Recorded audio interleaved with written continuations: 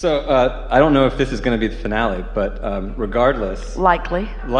So I just want to say a prayer, like let me ask questions that touch everyone in this room. Yeah. That creates a jumping off point. So the next time you're in Asheville, instead of saying, you silly humans, you're still not getting it.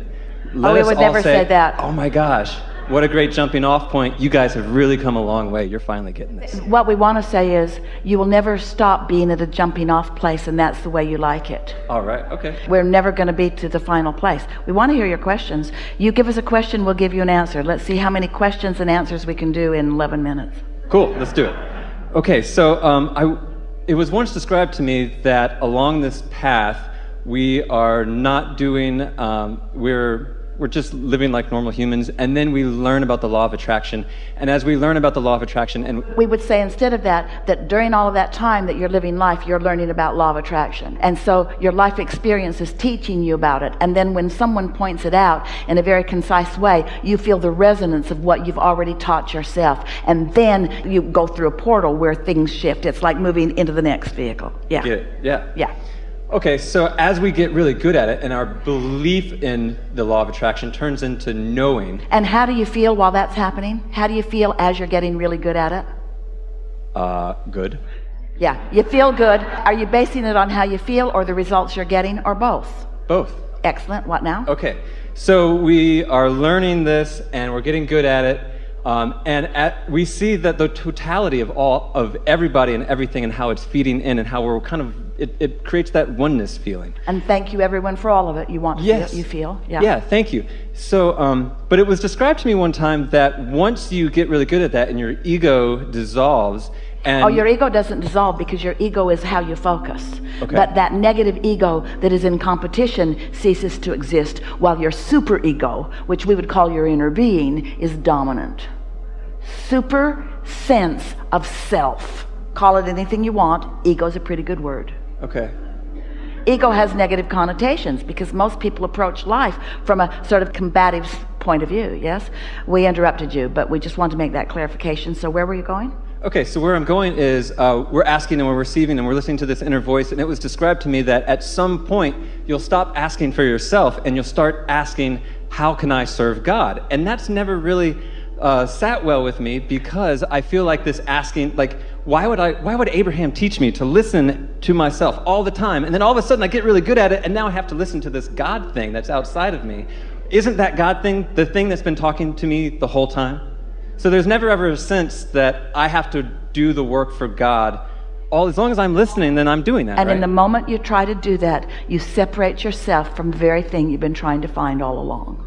That's why we've been teasing you a little bit, saying that humans have service-itis, servitude-itis. And by that what we mean is you sort of are missing the point. You are God.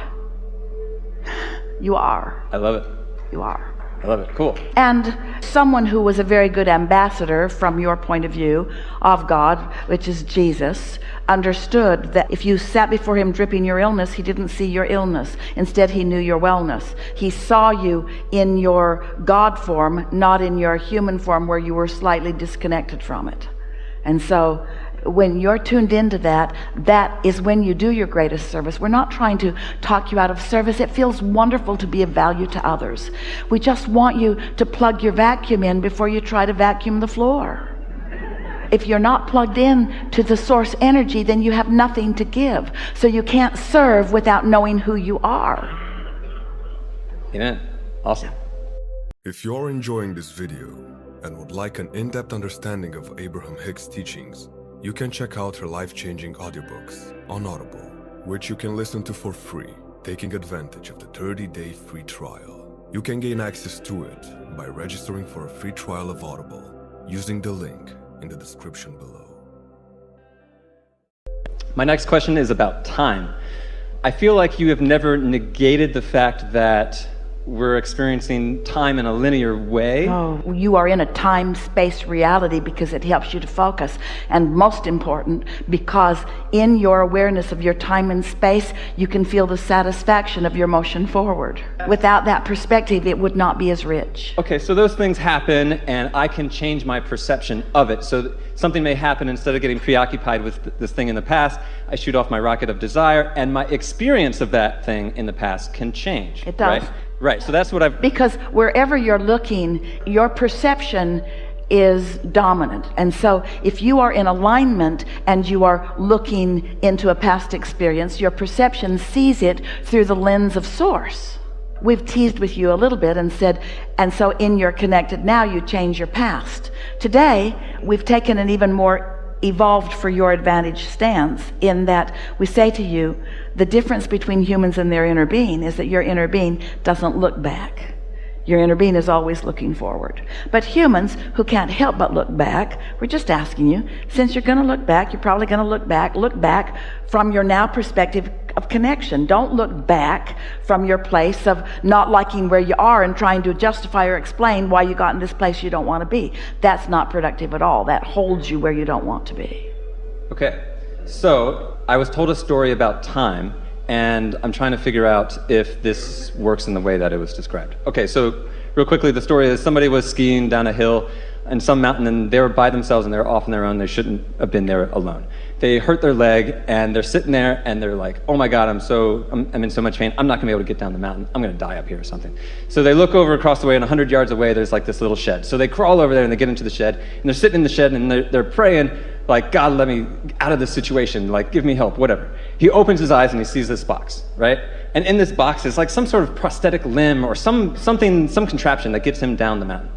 And it's in the paper the next day or something, and some guy comes forward and he says, I was the guy that a year ago was tasked with cleaning out that shed, and I picked up that box. That was the last thing I had to pull out, and I got this overwhelming feeling, don't take the box.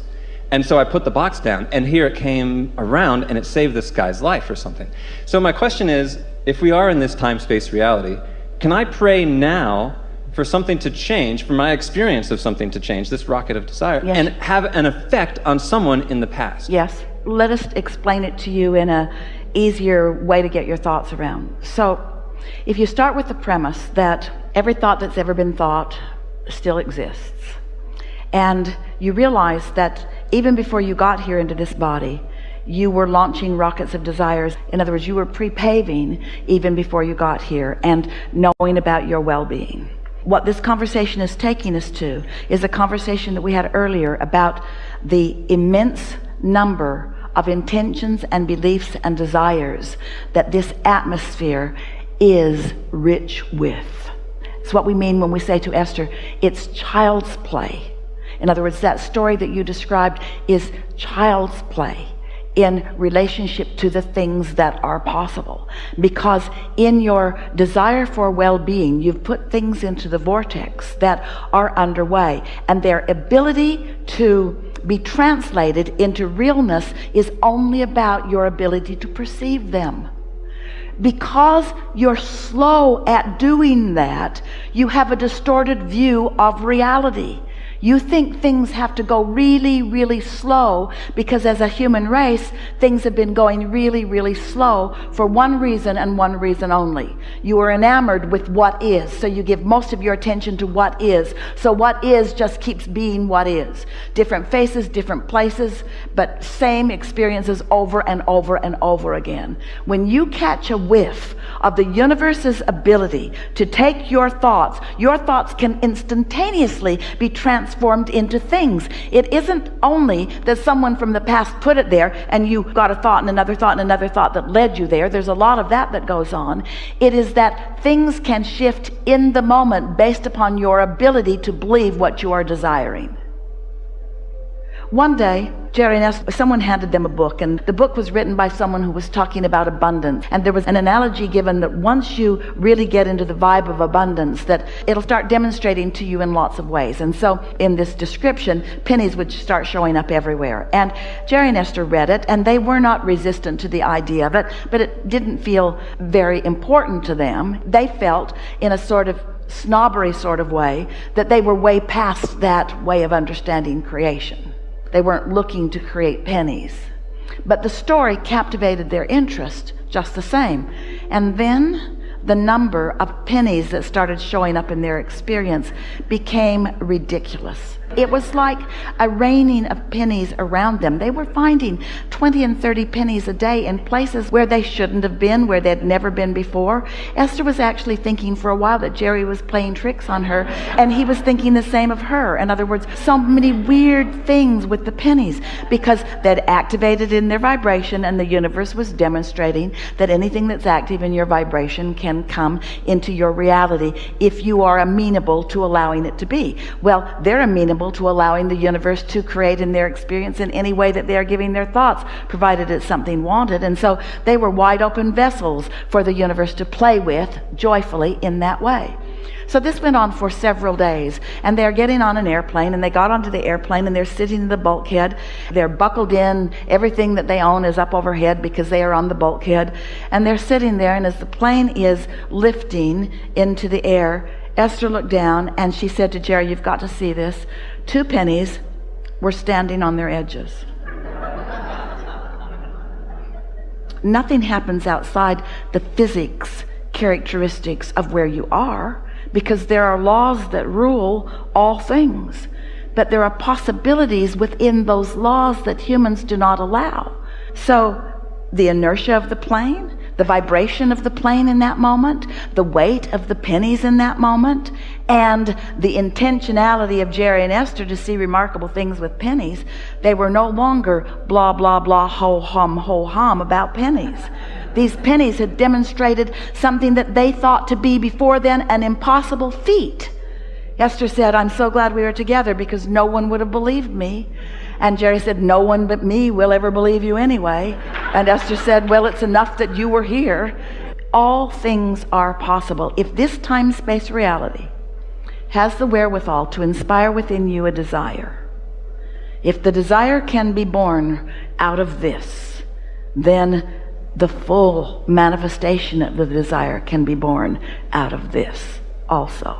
If you can dream it, it has to be a reality. So you've brought us around to our favorite subject, which is the reason that you all are in your physical bodies anyway.